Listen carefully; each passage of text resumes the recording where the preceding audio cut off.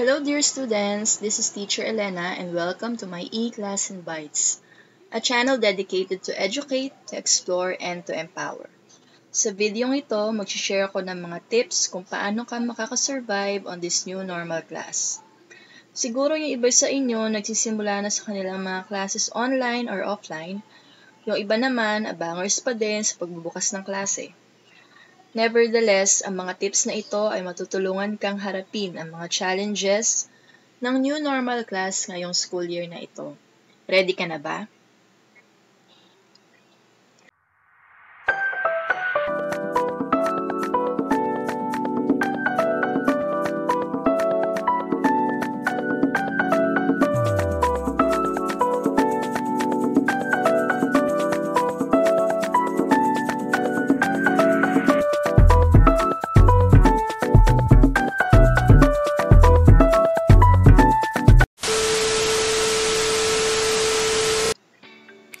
Gaya nga ng sabi ko kanina, itong video na ito ay mga tips to survive the new normal class.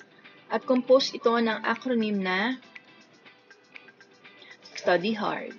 Yes, I know. Yan talaga gagawin nyo lalo na this new normal. Pero ang bawat letters dyan sa Study Hard ay nagre-represent ng mga tips na ibabahagi ko sa inyo dito sa video para mas madali nyo itong matandaan. So, tip letter S. Schedule your day. Gumawa ka ng iyong schedule per day and per month based sa schedule na ipoprovide sa'yo ng iyong school. I-plot mo ito sa isang papel or calendar at idikit mo sa wall kung saan lagi mo itong makikita. Tip letter T. Treat it as a regular class. Wala tayong face-to-face classes ngayon, kaya naman lahat tayo ay nag-transition to online or modular classes. Ganun pa man, dapat ituring natin itong parang regular class. Yung schedule na ginawa mo, stick to it. Para lagi kang guided and on track sa mga activities na kailangan mo ma-accomplish sa school. Tip letter U. Use the tools you already have. Lahat nag-react nung sinabing online classes daw. At maraming nagreklamo.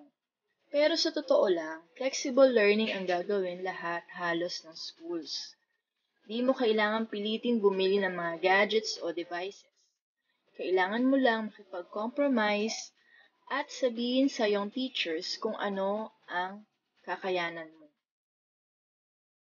Tip letter D. Dedicate a space for studying if possible. Kung kakayanin, maglaan ka ng spot sa bahay ninyo kung saan makakapag-aral ka ng walang distractions. Kung imposible itong ma-achieve, mag-practice ka ng meditation para matutunan mong kumalma at mag-concentrate kahit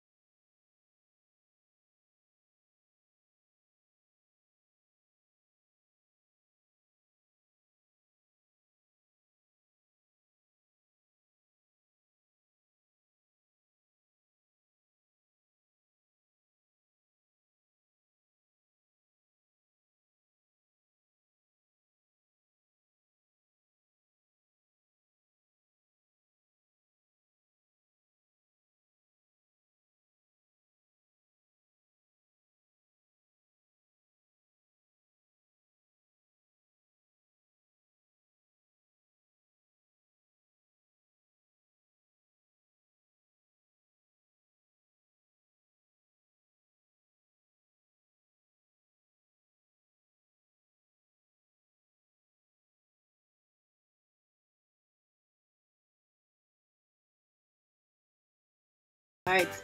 But wait, there's more. May bonus tip ako para kompletong 10 tips ma-share ko sa inyo.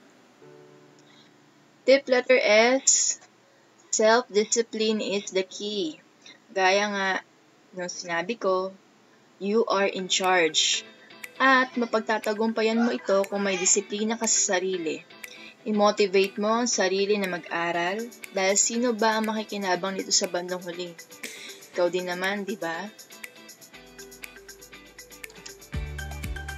Okay, so those are the tips na masashare ko sa inyo. I hope makatulong ito sa inyo para makasurvive sa new normal classes this year. Tandaan nyo lang ang acronym na Study Hards. Okay, Study Hards with an S. Comment down below kung may tips pa kayong naiisip at gustong i-share o kung meron kayong topics na gustong matutunan in my future videos. Kung nagustuhan mo naman ang video na ito, don't forget to subscribe to my channel and click like, share, plus the notification bell para updated ka sa aking mga videos. Thank you and see you again on my next video. Bye!